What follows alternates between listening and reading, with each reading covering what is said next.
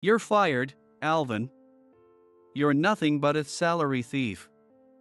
Collapsing multiple times and inconveniencing everyone around you. Sure, I'll acknowledge your effort. But trash that's useless is still trash. No matter how much you polish it, trash is trash. You're a worthless burden on the company. Do you get that? The cold words of Simon, the head of HR, echoed through the spacious meeting room. Catching the last train home and the first one to work. Memories of a year spent working tirelessly, sacrificing weekends, flashed through my mind like a slideshow. Ha, a high school graduate working on the same floor as college grads? You're 100 years too early for that. Useless people like you are worse than trash. The cruel remark came from Harry, the department head, cutting through the air from the side. The harassment I had endured until now came flooding back. Yet, I had pushed forward with everything I had. I loved this job. I believed programming was my true calling. But the company thought otherwise. After collapsing from overwork 3 times and cycling in and out of the hospital, the company repaid me with the harshest treatment imaginable. Hey, Alvin. I packed your stuff for you. Starting tomorrow, oh, wait, today you don't have to come anymore. Take care. A colleague tossed a paper bag at him. Its contents were pathetically sparse. It hit me hard. I hadn't even had enough personal belongings to make a mark on the desk I'd used for the past year. This day marked a major turning point in my life. Just when I thought no one needed him, she appeared, the stunning CEO of a major corporation. Would you let me headhunt you? I'll pay you 10 times your current salary. The lifeline she extended would lead my life in a direction I never could have imagined. My name is Alvin. I lost my father to illness shortly after I was born. When I was in 4th grade, my mother passed away too. With no grandparents to turn to, I was left alone. After being passed around to several relatives, I finally ended up with distant relatives who ran a farm. They had a son named Isaac, 2 years older than me and in 6th grade at the time. Because it was the countryside, their house was large. And they gave me my own room. Still, having been shuffled around so much, I couldn't shake the feeling of being a burden. On my first day in that room, I opened the slightly dusty window and saw a beautiful crescent moon hanging in the night sky. That was when it truly hit me. My mother was gone, and I was utterly alone. I still remember crying quietly that night, making sure no one in the house could hear me. My new life was nothing like what I'd known before. Every morning started at 4 a.m., helping to harvest crops in the nearest field. After breakfast, I walked 30 minutes to school. After school, I helped prepare for the next day's harvest and assisted with dinner before eating, bathing, and going to bed. This routine continued throughout my school years. But for Isaac, it was different. Until the previous year, he had lived the same life as me, but his parents decided he should prepare for a private middle school entrance exam. As a result, his time outside school was spent studying or attending cram school. I later learned that one reason they took me in, despite being such distant relatives, was that they needed extra hands on the farm. At first, the work was tough, but I grew used to it, and eventually, I didn't feel much about it anymore. I got faster at my tasks and found myself with more free time. But having more alone time made it harder to keep my thoughts at bay. The night I cried for the first time, I vowed never to cry again. Tears wouldn't change anything, and there was no one to comfort me.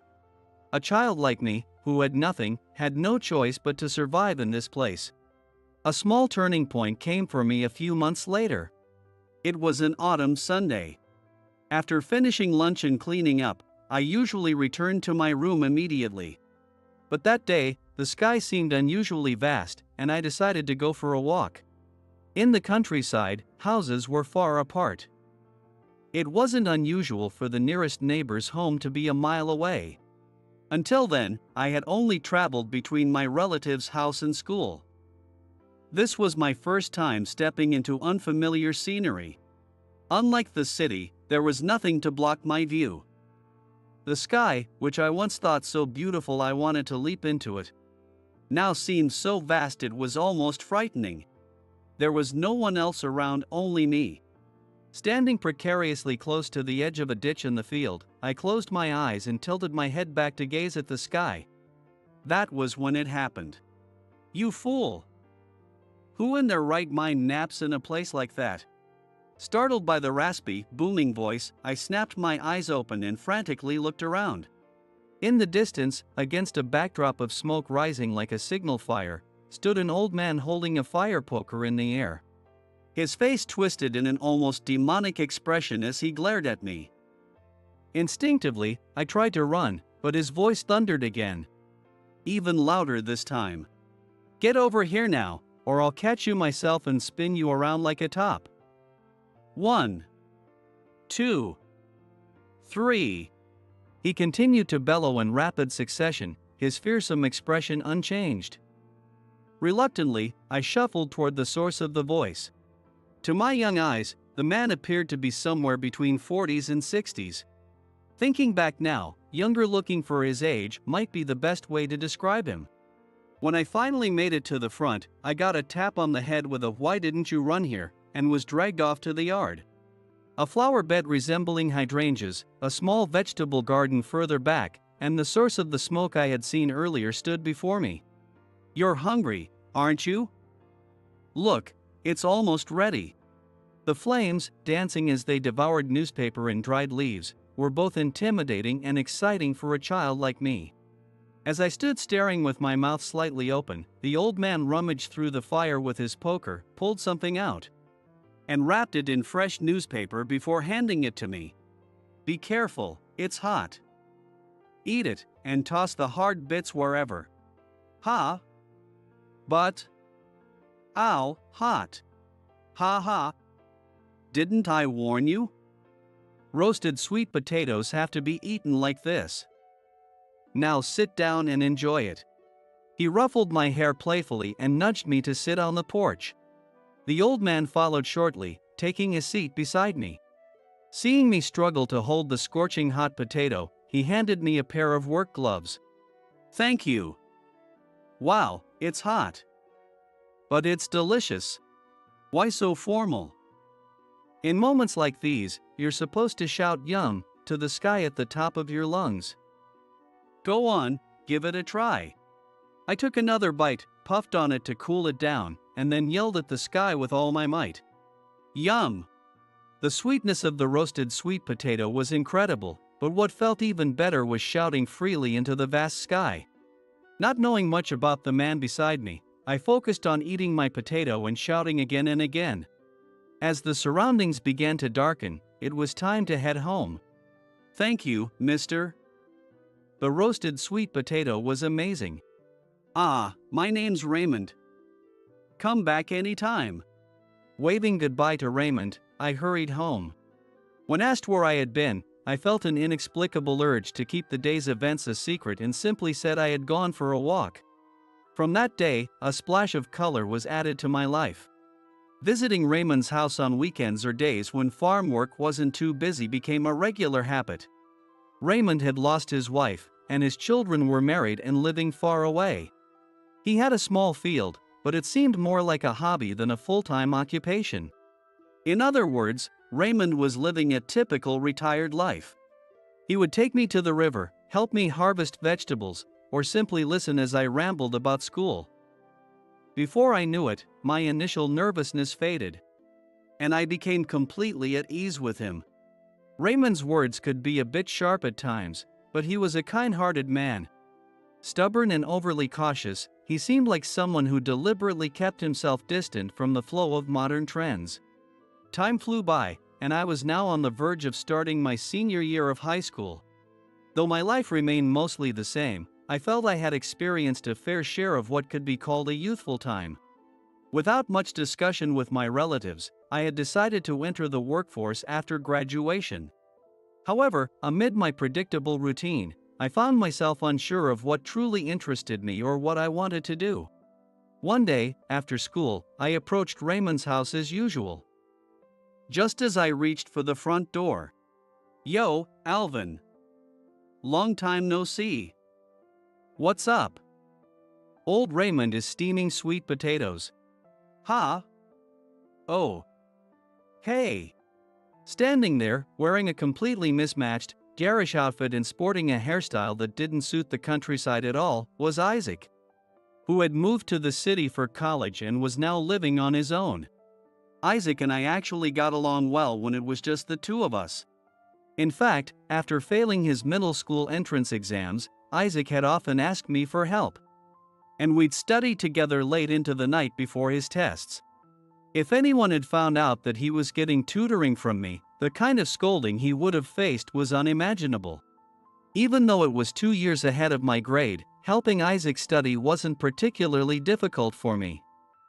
When Raymond wasn't around, I usually spent my time in the library studying material far beyond my level, so I was already familiar with much of it.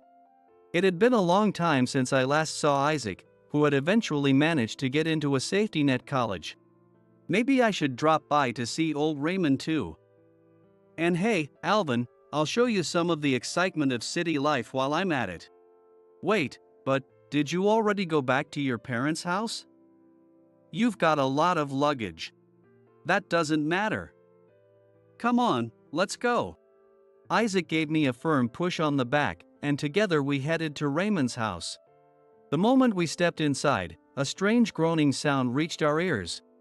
Gah! Ah! We both felt a sense of unease and rushed to the living room. Raymond? There he was, hunched over with his head down, muttering angrily at something in his hands. As I looked closer, I realized he was holding a mobile phone. Oh, Alvin and Isaac. Look at this thing. No buttons, and it keeps asking me, what can I help you with? I can't make any sense of it. Ha ha. Old Raymond, you finally joined the mobile phone world? But seriously, do you even need one out here? Anyway, I'm going to take a nap in the back. Isaac laughed loudly as he walked off to the back of the house. For what might have been the first time since we met, silence fell between Raymond and me. Then, staring at the phone in his hand, Raymond began to speak softly. My son's wife sent this. Said it's so she can contact me easily. Oomph, she's as meddlesome as ever. His tone was different from usual. Though his face wore a smile, his expression carried a subtle complexity, as if he wasn't quite sure how to feel or what to do. Raymond, let's figure it out together. I don't have a phone either, but I've been studying them since I'll probably need one for work. Consider it a test run for me too. Alvin. Bah, do whatever you want with it. Thus began my phone crash course with Raymond. Apparently, the phone had turned on by accident, so I started by explaining the basics. Alvin. I tried calling the time service, but I can't hear anything. Ha? Oh. Raymond, the volume's muted. You adjusted with these buttons on the side. I adjusted the basic settings, removing unnecessary features to make the phone easier for Raymond to use. I focused on teaching him how to use the apps he'd likely need most, like the phone and messaging apps. I even created a manual tailored for him. I think I did a thorough job, including measures to protect him from scams. 30 minutes later. Oh, Raymond. Oh my, I was just about to call you. I knew you wouldn't know how to use it. Ha, hold on, I'll call everyone over. Okay. For about 5 minutes or so, I watched Raymond blush and laugh as he spoke. Seeing the loneliness seemingly melt away from him, I couldn't help but feel a little envious of the sight. When the call ended, Raymond slowly lowered the phone from his ear. His shoulders trembled slightly. He must have been crying. Isaac and I quietly left the house. The sun had already set, and it was getting late, time to head home. Hey, Isaac, I need to head back soon. What about you? You know, when I first got to college, I was shocked. It's a completely different world. Everything I thought was normal wasn't. I was so embarrassed.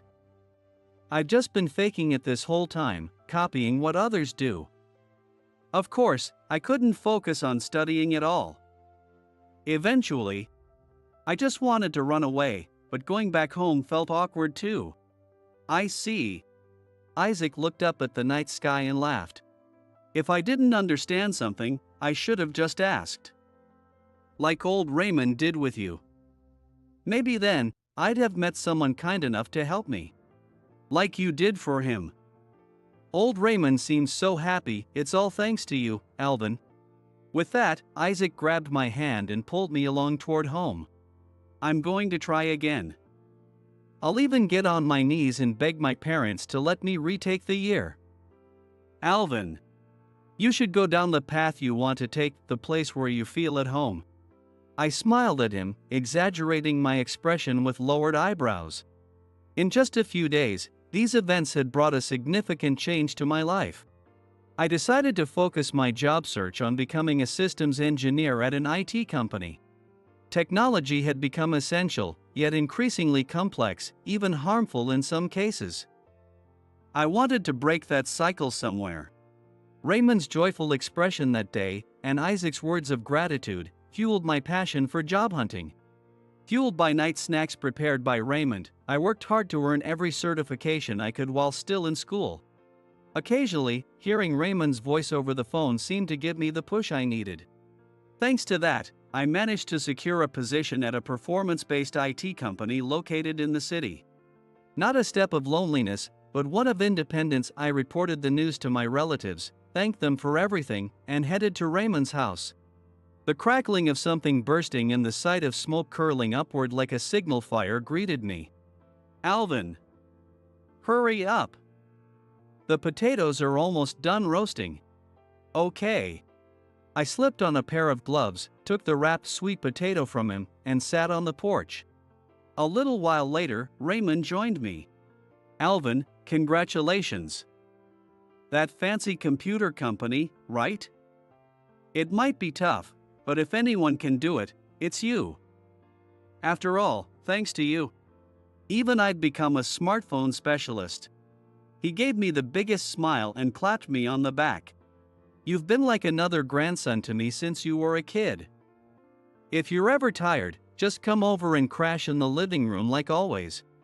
Yeah, I'll come back when I've made something of myself. Ah ha ha. I'll be looking forward to that. The land I'd been brought to unwillingly had somehow become a cherished place, home to people I cared deeply about. After graduating from high school, I moved into the dorm provided by the company and began my life as a working adult. Having a place I could hold dear in my heart gave me strength. Now, nearly a year had passed since I started working. Even though the company hired high school graduates, I was the only one in the information systems department. Everyone else was a college or technical school graduate. While I had studied beforehand, it wasn't enough to immediately apply to the demands of real-world tasks. I spent every day giving my all, no matter the challenges. Hey, Alvin, let me guess. You're one of those guys who thought being an SE was just playing games, right? I told HR not to hire high schoolers as SEs. Useless people like you are basically garbage. Maybe I should go talk to HR right now. Amid the constant demands of work, what always reached my ears were biting remarks directed at me. In most SA offices, everyone is typically glued to their computers, quietly focused on their tasks, with little room for casual chatter. But this office was different. Like stretching during a break, complaints and snide comments aimed at me echoed regularly, breaking the silence. What made it worse was that Harry, the department head, led these disparaging remarks.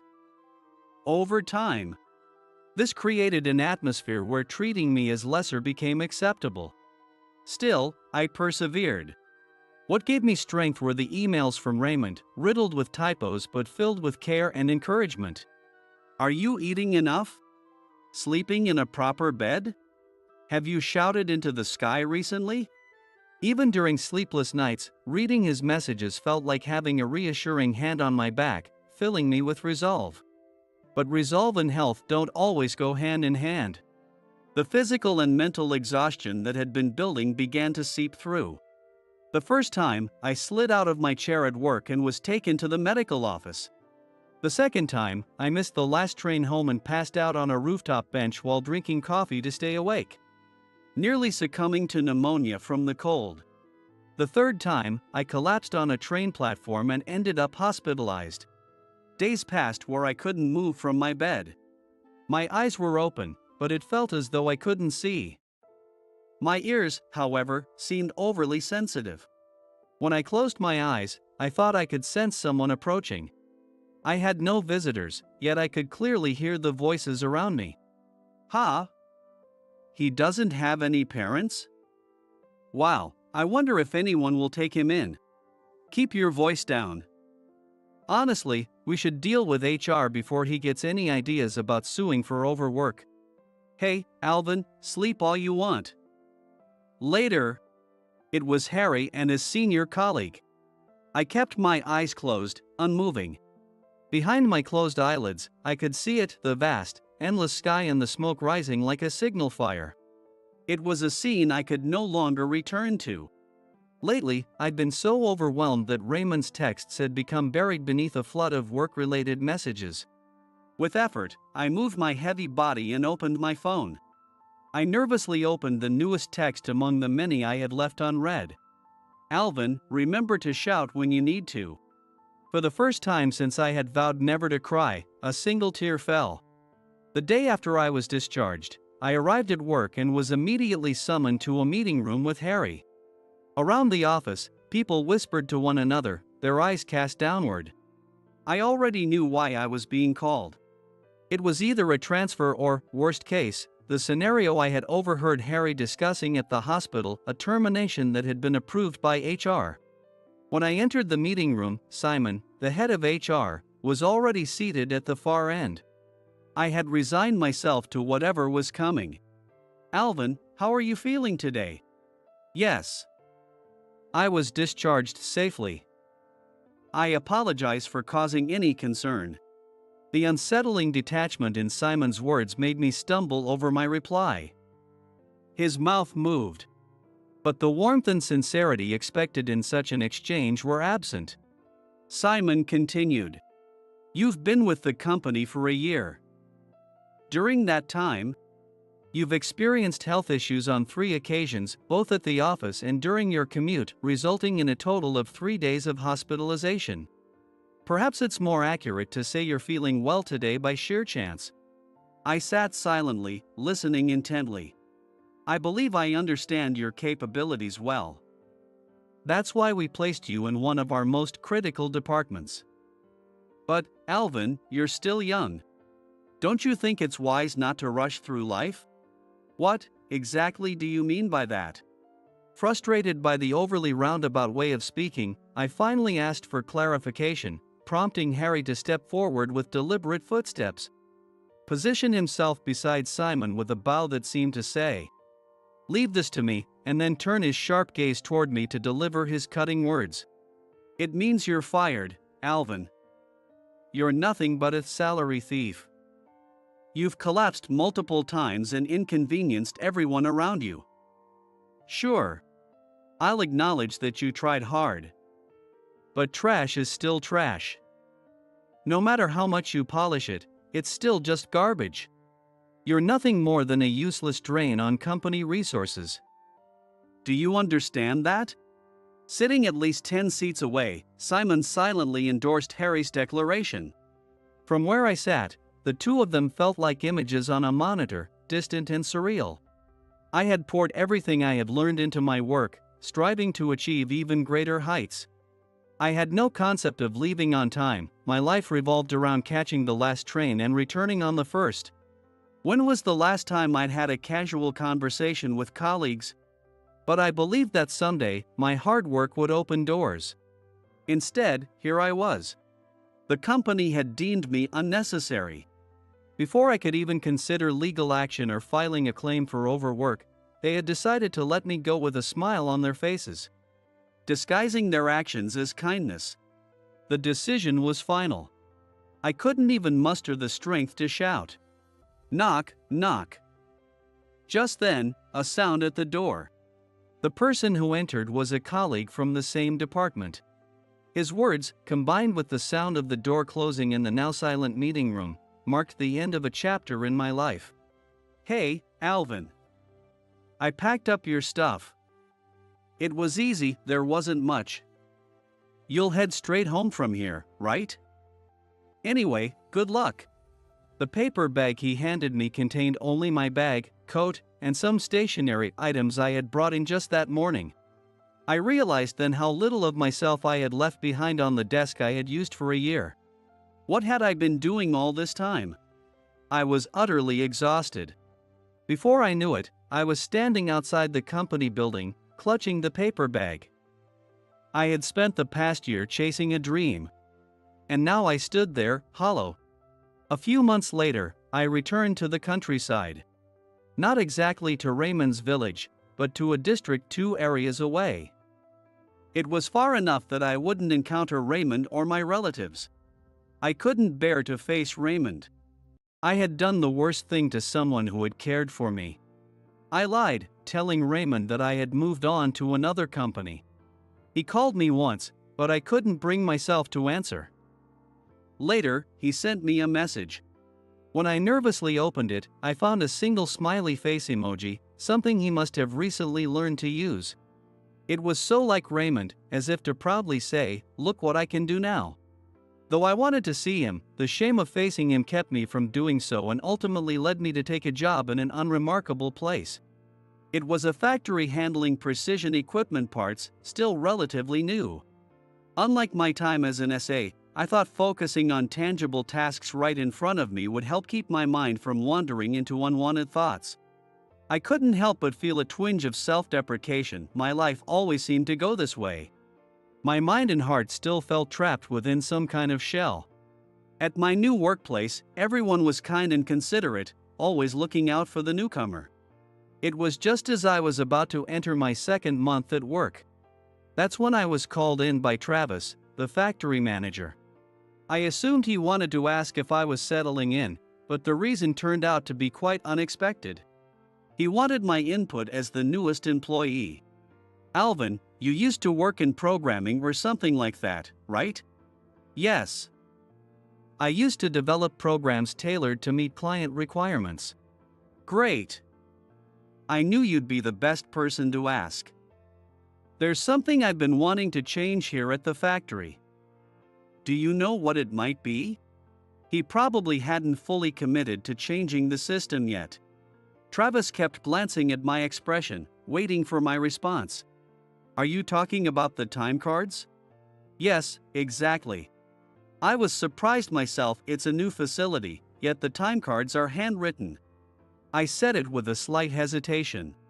"Exactly. You see, this is the countryside, so most businesses around here are still stuck in that old school way of thinking. But I really want to switch to something easier and more accurate. Could you come up with a good solution? If it's okay with you, I'll think about it." Travis stood up with a broad smile and firmly shook my hand. The truth was, I'd noticed the issue with the time cards almost immediately after starting. They might have planned to change it eventually, but time cards directly affect attendance records, overtime tracking, and ultimately payroll. It was something I knew needed addressing. Several ideas had already formed in my mind. 2 days later, after work, I went to see Travis again. "Alvin, do you think it's possible?" Travis asked, his eyes shining with anticipation. "Yes, I think so. A touch card system would be ideal. Employees would simply tap their cards when clocking in and out, which should be easy for everyone to adapt to. Since ID cards are already worn on lanyards, they can just carry them together." Travis listened to me, nodding as I spoke. It was probably within the range of what he had expected. I continued explaining. The data would sync directly to accounting. However, I understand that some employees might feel uneasy transitioning from a visual, manual system to something completely digital. To address that, we could integrate an app allowing them to view attendance records easily. I also know a reliable company I've worked with before who could handle the setup. I'd be happy to coordinate with them. Travis, who had been nodding up until now, suddenly grinned and stared at me intently. You're amazing, Alvin. If it were just me, I'd have stopped at installing the machines and wouldn't have thought about making it user-friendly for everyone. Okay. I'll contact headquarters right away. Once everything's approved, can I leave the negotiations and oversight to you? I. Suddenly, memories of those past days flashed through my mind. The thought of stepping back into that world left me momentarily speechless. But it was also true that I had been seriously thinking about finding a way to make things better. And now, Travis was earnestly asking for my help to improve life for the people working in this factory. Clenching my sweat-drenched fists, I finally spoke. Yes. I'll do it. Things moved quickly after that. Once headquarters gave the green light, I immediately reached out to a company I had worked with before. Thankfully, they remembered me, and the discussions progressed smoothly. Their swift response to our requests allowed the factory's timecard system to be upgraded in no time. Before the system went live, we held an explanatory meeting, and I made myself available to answer any questions. Still, I couldn't shake a lingering fear. I was worried people might say the old system was better for the projects I had been involved with. A week after the new system was implemented, we conducted a voluntary survey. Travis called me in so we could review the results together. But before we even looked at the survey, he entered the room and grabbed my shoulder firmly. Alvin, you've been such a help. Look at what everyone's saying. I'm glad it's simple. The verification app is convenient. I've used something like this before. But this one responds faster and is more accurate. This is success. Alvin, you did it. I felt like I might collapse from relief. Until now, I had never shared much about my previous job, but this project made it impossible to keep it hidden any longer. Surprisingly, though, everyone showed genuine interest. What I once thought I never wanted to engage with again became a source of encouragement for my old self as I saw firsthand how my knowledge could make a difference. At the same time, I slowly recalled the feeling I had when learning about smartphones with Raymond. 2 weeks later, an unexpected announcement was made to all factory staff. Despite being in such a remote location, the factory was to receive a visit from the new president of the parent company that day. We were told to simply carry on with our work as usual, but the uncertainty of when they might arrive left everyone feeling subtly restless. However, before we knew it, the end of the workday arrived without any sign of the president. While it might have been a quiet observation visit, for the staff, it felt like an unnecessarily tense day. After getting changed and tidying myself up a bit, I headed to the reception room. Knocking on the door, I stepped inside to see Travis sitting across from someone who immediately stood and approached me. Her short, sleek hair, impeccably tailored suit, and warm smile that lifted the corners of her mouth could only be described as stunning. Alvin, good work today. This is the president, Margaret Hughes, whom I mentioned earlier. Miss Hughes, this is Alvin. I had been told that Miss Hughes had been observing the staff discreetly and wanted to speak with me after hours. However, the person who appeared before me was so far from the image of a company president I had in my mind that I froze in place. Alvin, it's a pleasure to meet you. I'm Margaret Hughes. Thank you for your significant contribution to improving the working environment. I quickly wiped my sweaty hands and lightly shook hers. No, the credit really goes to Travis for bringing it up in the first place. Oh, I'm sorry, I didn't introduce myself properly. I'm Alvin. Alvin, she said, tilting her head slightly. Eh? Oh, is my name unusual? Ha ha. Immediately regretting how I had disrupted the flow of the conversation, I quietly took a seat at the edge of the room. Other factories have implemented similar systems, but we assumed, quite wrongly, that handwritten timecards would feel more familiar in this area. We didn't take the time to assess the situation properly, and that was negligence on my part as president. I'm very sorry. That's what Miss Hughes said. Watching her bow deeply to someone as new as me, I wondered if it was because she was still relatively new to her role. But instinctively, I felt she was a leader I could trust. She listened with a smile as I explained the system and shared my perspective on the staff. Eventually, it was time for her to leave. Factory work is challenging, I know. I'll do my best to make it more enjoyable for everyone. Travis, Alvin, I'm counting on you. Thank you. The moment the door closed, I sank into my chair. I must have been more nervous than I'd realized. Alvin, are you sure you don't know Miss Hughes? Of course not. That was my first time meeting her. Travis nodded knowingly before speaking again. Well, here's the thing. Miss Hughes left a message for you. She wants to know if you'd like to visit the headquarters sometime. What? Travis elaborated. Our parent company is basically the same type of business as your previous job, right? She said you could just think of it as a casual visit. If you're not interested, feel free to decline. She wanted me to ask on her behalf so you wouldn't feel pressured to agree. She's really a great president, isn't she? A visit, but what's the point? Just think it over. Sorry for keeping you late today. Good work. Travis patted me on the shoulder, and I left the factory. For someone like me, with no official position, visiting the headquarters felt entirely pointless. Miss Hughes was a mystery, someone I couldn't quite figure out. At the same time, she was someone who intrigued me.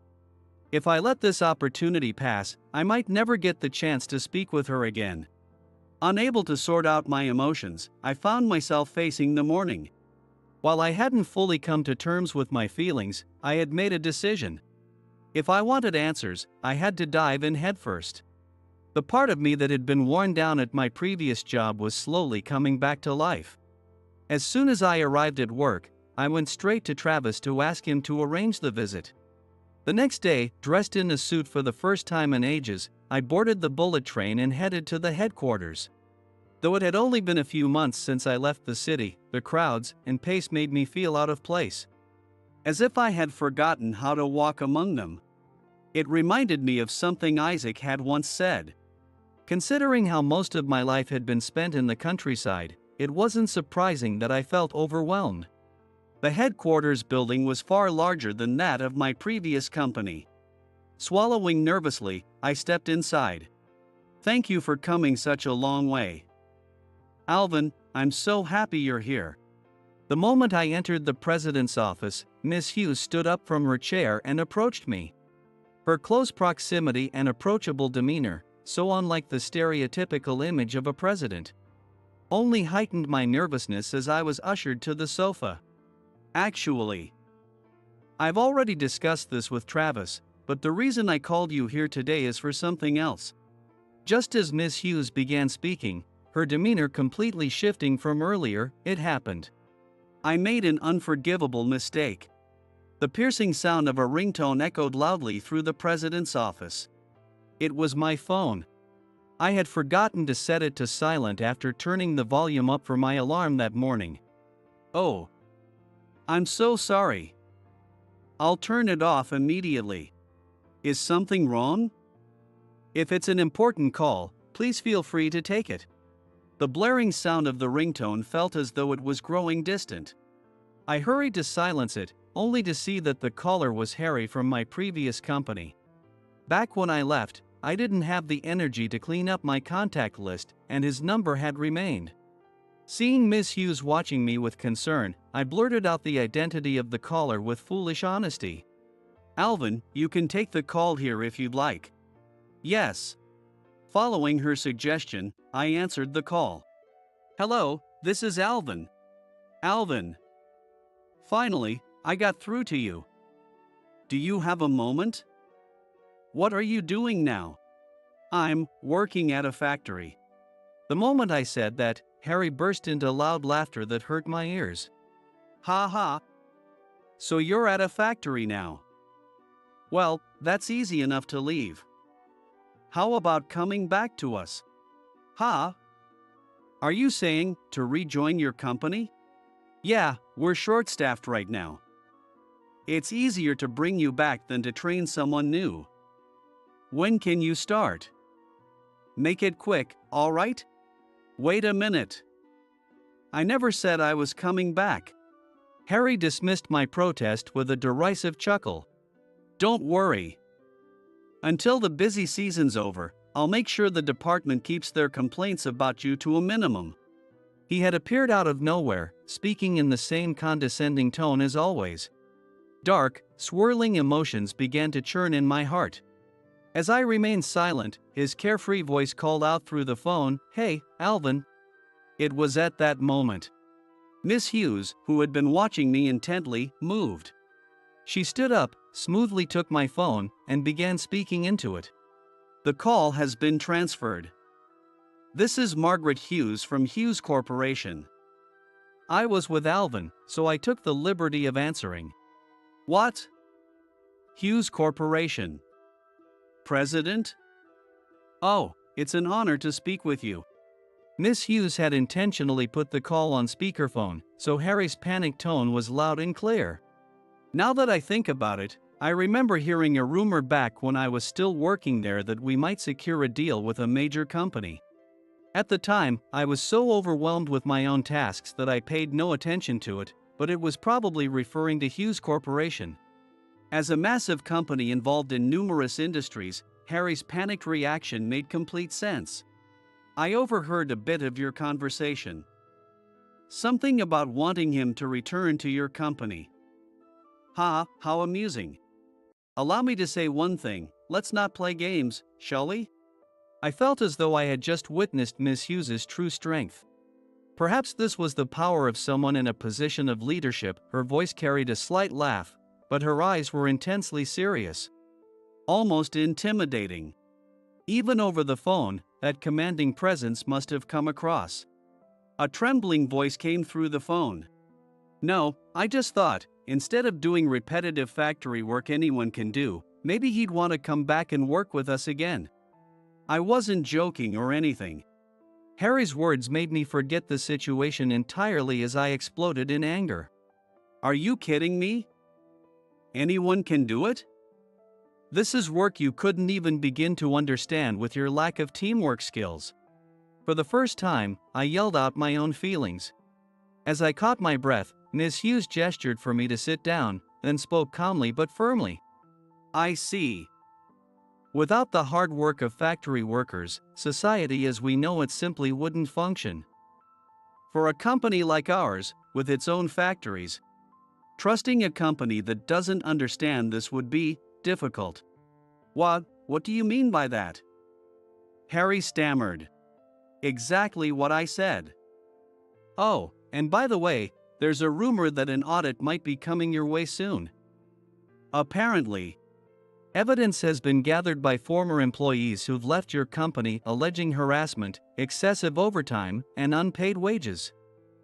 The SE department, in particular, seems to have been the worst. Wait. If that happens, how am I supposed to explain this to my superiors? And canceling the contract over something like this, don't get all hysterical on me just because you're a woman. Stop this. Take it back. Harry shouted, his voice growing distant. Harry's ranting voice grew distant. With all the yelling he had done, it wouldn't have been surprising if someone nearby had come to investigate. Though the call was still connected, there was no sign of Harry returning, prompting Miss Hughes to let out a small sigh before raising her voice slightly. Very well, then. The contract is cancelled, and you are not to contact Alvin again. Oh, and for your information, this conversation was recorded. Goodbye. Wait. Please reconsider, please. What will happen to me? What am I supposed to do? With a quiet but decisive motion, Miss Hughes ended the call. I couldn't say a word, merely watching in silence. Sorry for acting without consulting you first. Did you want to return to them? Not at all. My immediate response made Miss Hughes smile. I had a feeling there were red flags with that company. Still, I'd heard they had a very talented SE, so we decided to proceed with the contract. To think they had already left, I feel a bit deceived. But I'm glad things turned out this way. I see. Let's get back to the main topic. The reason I asked you to come here. Alvin, would you consider working here with us? What? Haha, you're the talented SE I mentioned earlier. Alvin, I know you won numerous awards in programming competitions back when you were a student. In this industry, you were seen as a highly sought-after talent. Our company wanted to recruit you too, but we assumed you were headed to university. Since we required a degree for entry, we missed our chance then. It was true that I often participated in those kinds of competitions as part of my studies. People were often surprised when I mentioned that I was self-taught. I frequently received business cards back then, but as a high school graduate, it was hard to find companies that would hire me at the time. But things are different for mid-career hires. Alvin, would you bring your skills here and work with us? Well, As I looked down, unable to respond, Miss Hughes stood up and began rummaging through her bag. Miss Hughes? You're in an unfamiliar place being asked a big question. I don't expect you to decide right away. Let's head back. Miss Hughes? Miss Hughes grabbed my hand, leading me out of the building and straight into a car. Before I knew it, we were already boarding the bullet train. Even though it was only my second time meeting her, her decisiveness, bordering on forcefulness, had already surprised me more than once. Yet, there was something about her actions that didn't feel imposing, and I realized that might be her charm. By the time we arrived, it was nearly 9 p.m. Somehow, Travis had already been informed, and he was waiting with his arms crossed at the factory. Good grief, Alvin. That company of yours was something else. The harassment calls wouldn't stop until just now. I told them off. Though, said it was their own fault. And don't worry, everything was recorded as per President Hughes's instructions. Thank you. And I'm sorry for the late hour, but let me get to the point. I've asked Alvin to join us. As the factory manager, I'd like you to share your thoughts with him directly. Travis looked at me, his steady gaze making it clear he expected an honest answer. Alvin, do you like working at the factory? Well, yes, I think it suits me. But, I think it's because I like this place and the people I work with. That's why I agreed to help with the time card project, because it would make things easier for everyone. If I were asked to do the same at another factory, I'm not sure. Even I thought my response sounded childish. But it was my honest feeling. This place and these people had been the ones to pull me out of my shell when I had nothing left. Got it. So, do you think you're ready to return to being an SE? The directness of Travis's words made me break into a cold sweat. One more thing I'm grateful for about this factory is that it helped me remember my roots. I was reminded of the time I first felt like my knowledge truly helped someone. That moment inspired me to work harder and make a difference for others. I took a deep breath and turned to face Travis and Miss Hughes. I want to try again. I want to move forward as a systems engineer. Looking at the two people who had done so much to support me, I felt nothing but gratitude. Miss Hughes, I leave Alvin in your capable hands. Please take good care of him. Of course. He was originally a candidate for headhunting. To bring someone on board whom we thought we'd lost is an incredible opportunity. I'll make sure his salary is double what it was at his previous company, potentially up to 10 times more depending on his performance. So, please don't cry. Travis, now in tears, patted my back firmly. Although I was startled by the salary figures, what mattered most to me was the overwhelming desire to meet their expectations. I'm truly grateful to this factory. Yes, this factory has saved many people.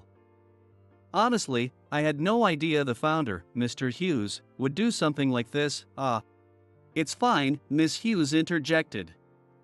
I was surprised too when my grandfather told me. Alvin. The one who decided to build this factory here was my grandfather, Raymond Hughes. For a moment, I thought I must have misheard. Even if I hadn't, it wasn't an especially uncommon name. But I remembered it clearly. It was something we had talked about when I had just started visiting his house. Hughes? Oh. Alvin. My name is Raymond Hughes. Don't forget it. Raymond Hughes. Are you talking about the Raymond who lived in the district nearby? When I hesitantly asked, Miss Hughes suddenly embraced me. I knew it. I knew you were Alvin.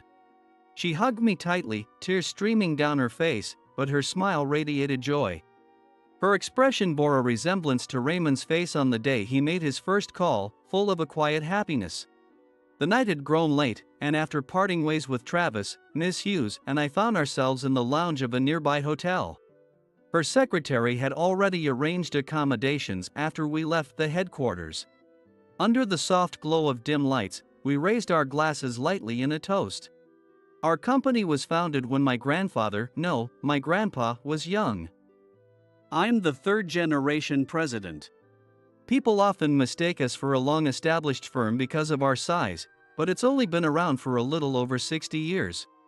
And it's been Grandpa's life's work, she said, taking a sip of her cocktail. Raymond, he must have been an incredible person.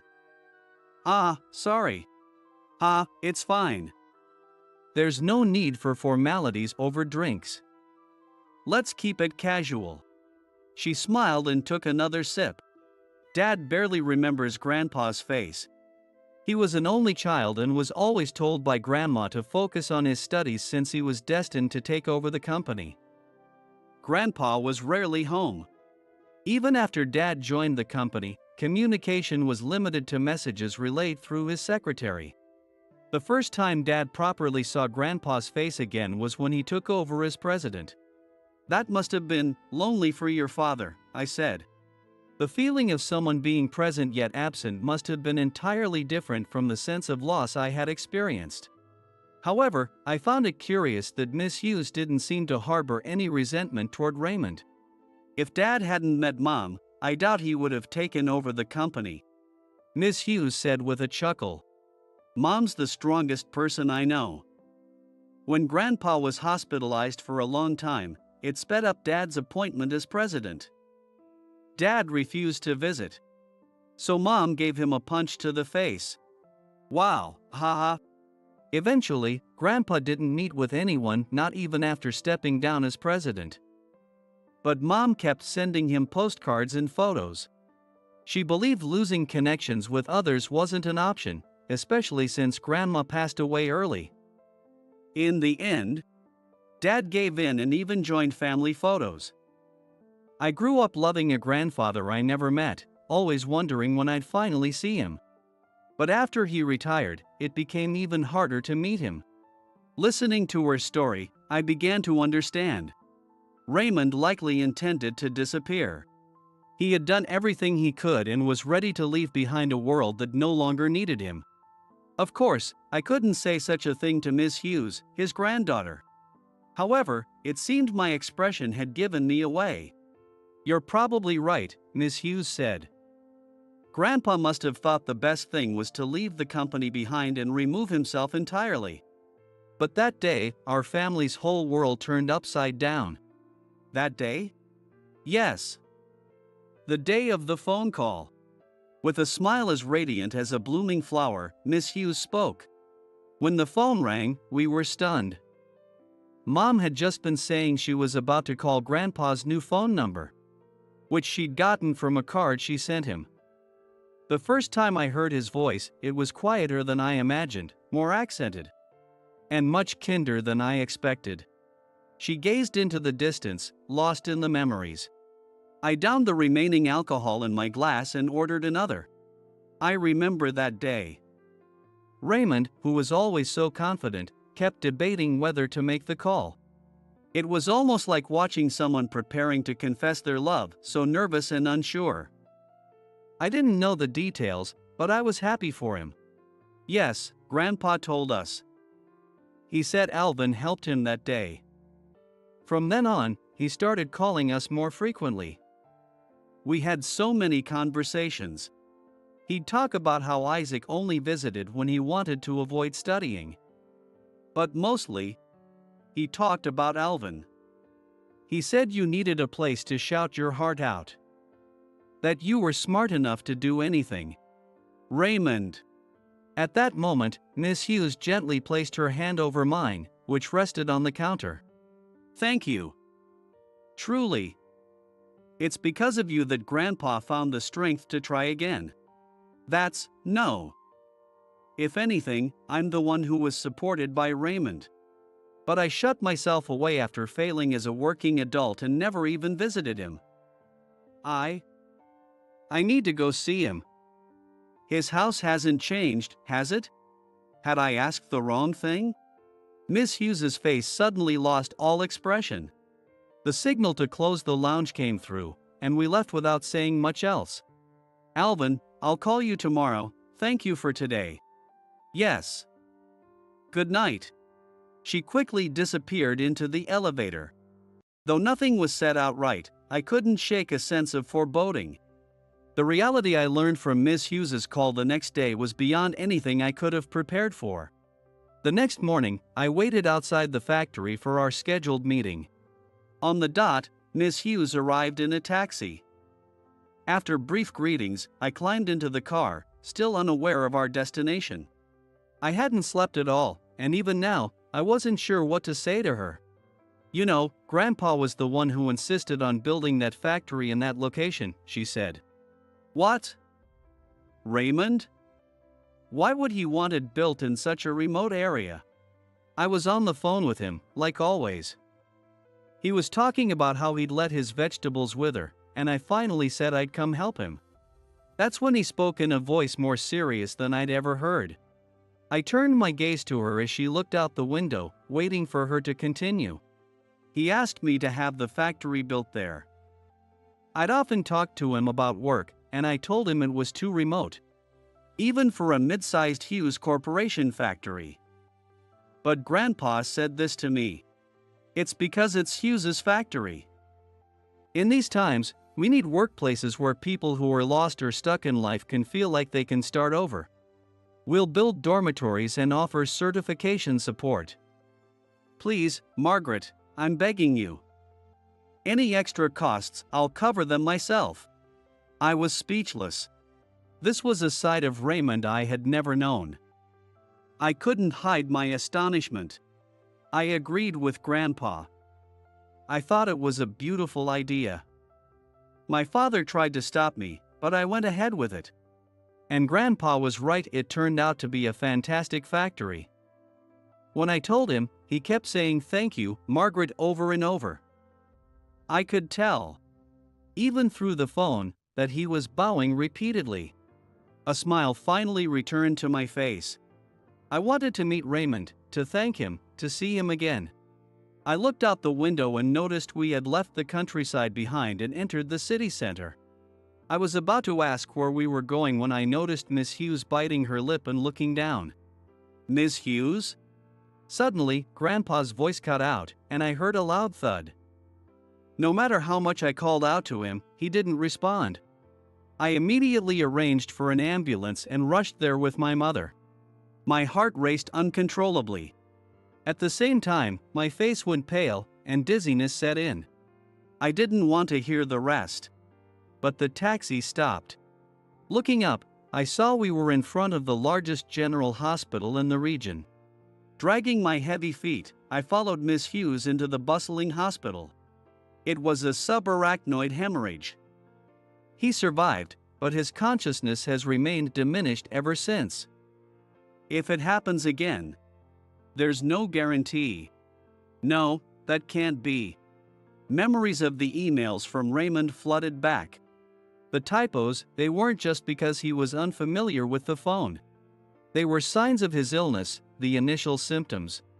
I could do nothing but cradle my head, overwhelmed by regret for a past I could no longer change. Alvin, I'm sorry for bringing you here without explaining. Grandpa might not recognize you or even speak. But will you meet him? I nodded silently. Even if he couldn't speak, there was something I needed to tell him. The special ward was eerily quiet. I wanted to believe it was because of soundproofing. In my mind, I couldn't stop imagining what state Raymond might be in. I told myself not to let my emotions take over, forcing my composure as I followed her, knocking on the door and stepping in. That's when it happened. I told her, your reason for working is for your mother and the baby in your belly. That's how contracts were won in my day. Please, Raymond, don't tell funny stories while I'm checking your temperature. Oh. The room, complete with a small kitchen, echoed with a familiar thick dialect that instantly took me back. Grandpa. Margaret. You came. I'm feeling quite well today. And that man, is he one of the companies? As the nurse stepped aside, I slowly approached the bed. Raymond looked much the same, but his face was gaunt, and his arms, visible above the blanket, were thin and frail. Would he even recognize me, someone he hadn't seen in years? Would he remember someone who selfishly cut off contact? I stood next to Miss Hughes, slowly lifting my face. I must have looked utterly pathetic.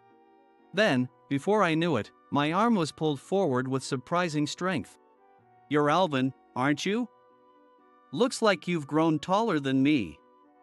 And that hairstyle, getting all stylish, huh? You're still a troublemaker. Raymond.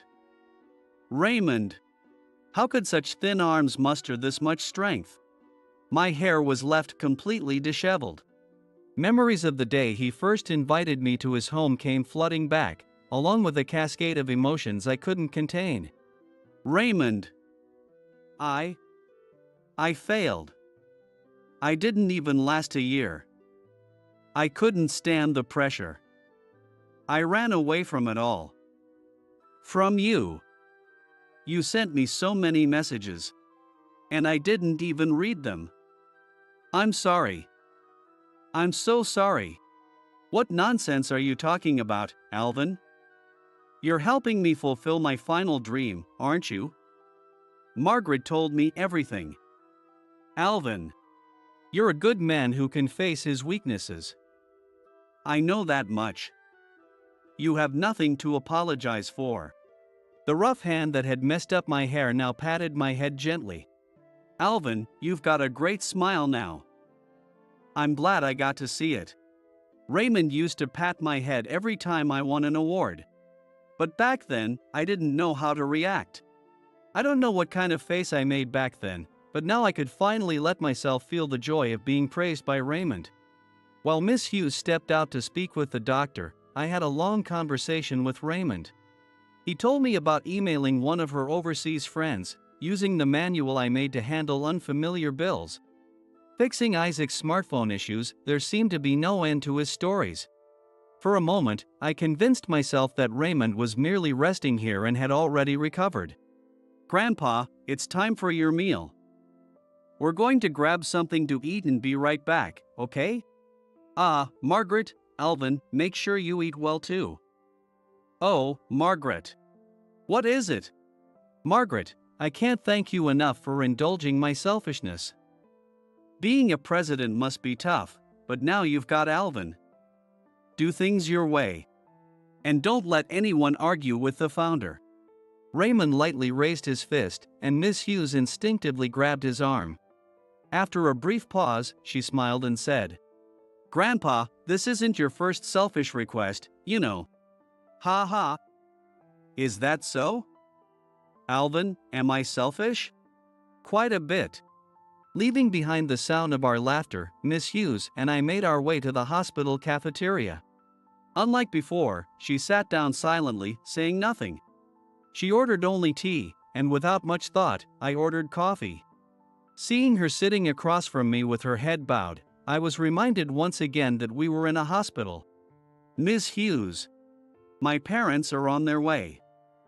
They said they felt something ominous this morning and caught the first train here. The doctor also told me to be prepared. As she broke down in tears, I held her hands tightly. Please, don't let this miracle end. There's so much left to do living together as a family, bringing Raymond to the factory, and more. So, please, don't let it end. I prayed silently, over and over, into the darkness behind my closed eyelids. Just as I was about to suggest we return to Raymond's room, her phone rang sharply. When we rushed back to the room, we found her parents, doctors, nurses, and Raymond in the middle of an emergency.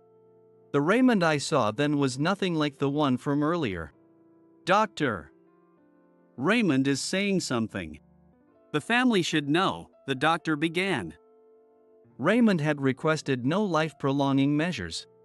He wanted to be able to speak if family or anyone close was present in his final moments. Miss Hughes's father bit his lip hard before nodding. Please. In the room filled only with the sound of medical machines, Raymond slowly opened his eyes and began to speak. His voice faint yet somehow clear to everyone. As Raymond spoke, his family responded through tears. Eventually, the doctor's expressions began to darken. The time of farewell seemed to have arrived. I fought back the urge to scream, to break down in tears. This was the family's final moment with Raymond. It wasn't my place to intrude. Grandpa? Miss Hughes's voice broke as she called out to him. Startled, I opened my tightly shut eyes. Raymond, muttering faintly like a dream, raised a hand with a faint smile in his eyes. Al, Vin, hungry, aren't you? Careful, it's hot, that's it, tastes good, doesn't it? A long tone signaling farewell echoed through the room, and the doctor solemnly announced the time of death. I held the hand that had saved me, clutching it tightly as I called Raymond's name over and over. Raymond's funeral was held quietly at his home in the countryside. Later, the company planned to hold a separate memorial service. Many people came to pay their respects, my relatives, factory staff who had learned of his passing, and others. Still unable to fully process it, I busied myself helping with the funeral arrangements before stepping out into the yard for a moment of quiet. Slacking off, are we? Isaac. Dressed in morning attire, Isaac plopped down next to me with a heavy sigh. You know, I keep wondering why Raymond reached out to me when I was a kid. Isaac replied matter-of-factly, as if it were obvious. Because he already knew about you. I told him. I said, there's this kid who's been through hell, no parents, shuffled around by relatives. Oh. And he's got a pretty cool name. What? That first day I met Raymond, he had already known everything and called out to me anyway. He must have realized how hard it was for me at my relative's house, so he kept his door open for me. I pulled out my phone and, after a deep breath, began opening the messages from Raymond I hadn't read before. The hydrangeas are blooming in the yard. They're blue. Did the photo send properly? Dug up too many sweet potatoes. Overdoing it is never good. Can't finish them all. Joined a mochi making event. Came back with mountains of the stuff. Spring seems to be here. The plums are blooming. Beautiful as ever. My hands trembled as I held the phone. Now, I finally understood the love Raymond had packed into those brief messages. He had made it so I could return any time without hesitation. Had I gone back, he would have welcomed me as always. I would have helped with the yard work as if nothing had happened. I should have let myself rely on Raymond's endless generosity. The regret was unbearable. No, it wasn't just regret, it was the overwhelming grief of living in a world without him. I wish I could see him again. Yeah, me too. Whoa! Isaac was gone, replaced by Miss Hughes. She stood there, offering a sad smile as she looked at me. The doctor told me that the day before Grandpa passed away, he was in a very critical condition, fading in and out. And they had planned to monitor him until the next morning before contacting the family, but that day, he suddenly seemed better. And before they could even call us, We arrived, Mom and Dad, too, and he must have been waiting for us, using his last bit of strength to welcome us just like always. Yes, that's so like Raymond, right to the very end. Miss Hughes smiled softly, letting out a gentle laugh. Beneath the vast garden before me, pale blue hydrangeas began to peek out as if bidding farewell to their master. Nearly a year had passed since then. The company I first worked for had apparently gained notoriety as a black company. Rumor in the industry suggested that its poor working conditions made its collapse only a matter of time. As for my former department head, Harry, word had it that after being fired, he struggled to find a job in the same industry and ended up working part-time at a junk parts store. I was fortunate to receive high praise within the company. Focusing on aftercare and updates for clients we had previously worked with proved effective, leading to a significant increase in sales. Now, I serve as a team leader, holding the position of section chief. Of course, I make it a priority to finish work by the end of the day. Today, being Friday, everyone else had also left promptly at the end of their shifts. I hurried to the station in a rush. Barely making it in time, I sank into my reserved seat, only to notice a familiar figure, equally out of breath, sitting in the seat next to me. Oh, wait. Ms. Hughes? Weren't you supposed to board tomorrow morning? He. Surprised? Of course, I'm going with you.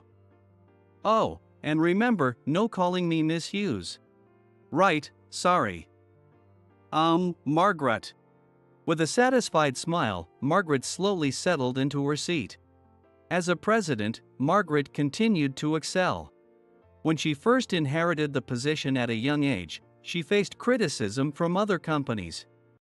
However, her ability to grow the business, integrate regional revitalization efforts, and support job seekers in need garnered attention across various fields. No one dismissed her as just young anymore. We were heading to an early memorial service to mark the first anniversary of the passing. Isaac called me. He said he's taking good care of Raymond's house. This year, Isaac started working full-time at the factory. Although his family home is nearby, he decided to live independently. With permission from Margaret's parents, he's renting Raymond's house under the condition that it remains well-maintained. Reports say that Isaac, once far from being a serious worker, has become incredibly diligent and reliable. Yes, Isaac has changed a lot. I've heard he's doing great at the factory, too. Yeah. He's protecting Grandpa's home while working there.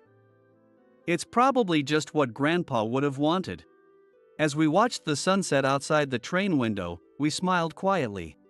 Margaret's profile, illuminated by the evening glow, shimmered beautifully. You know, Alvin, don't you think our relationship is kind of unusual? What? If Grandpa hadn't been there, we might never have met. But now, I'm the president, and you're a team leader. It feels like Grandpa's been guiding us all along. Margaret's voice trembled slightly. I feel the same way. As the train entered a long tunnel, Margaret's hand reached over and held mine. In the darkness, we silently affirmed our feelings for each other. When the train emerged from the tunnel, we were already more than just colleagues, we had become partners. To know that someone cares for you is one of the greatest joys in life. Even if you never realize it during their lifetime, if you've been a small source of support for someone along the way, that's a life worth being proud of.